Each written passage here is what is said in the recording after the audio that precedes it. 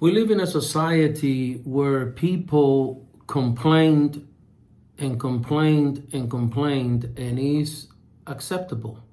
We complain about our marriage, we complain about our children, we complain about our jobs, we complain about where this nation is going, and we complain all the time.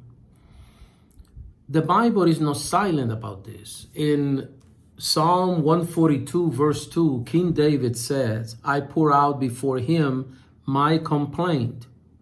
Before him I tell my trouble.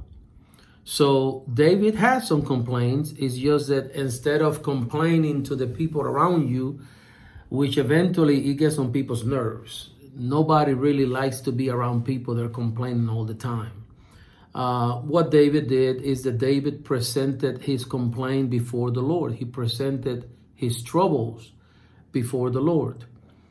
Essentially, the Apostle Paul is telling us the same thing in Philippians 4:6. Do not be anxious about anything, but in every situation, by prayer and petition, with thanksgiving, present your request to God. Again, anxiety is not something that is acceptable in Scripture. There is no exception here. He said, do not be anxious about anything, okay? And what is the cure for anxiety is to present that request before the Lord, to go before God. And sadly, that's the last thing that many times we do, okay? And we have to present those petitions with thanksgiving. In other words, with the right attitude.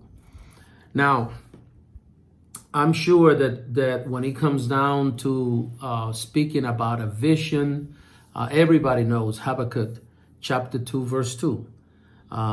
Write down the revelation or the vision and make it plain on tables so that a herald may run with it. So we know that. But what many times we miss is that when you read Habakkuk, even the whole chapter 1 and the beginning of chapter 2, right there, that verse 1, Habakkuk is complaining, okay? As a matter of fact, Habakkuk 2:1, he said, I will stand at my watch and station myself on the ramparts. I will look to see what he will say to me and what answer I am to give to this complaint. And the solution for that was that God told Habakkuk, write the vision. And that is the solution for us.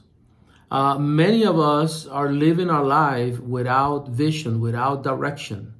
We wake up in the morning and we go to jobs that we're miserable in those jobs.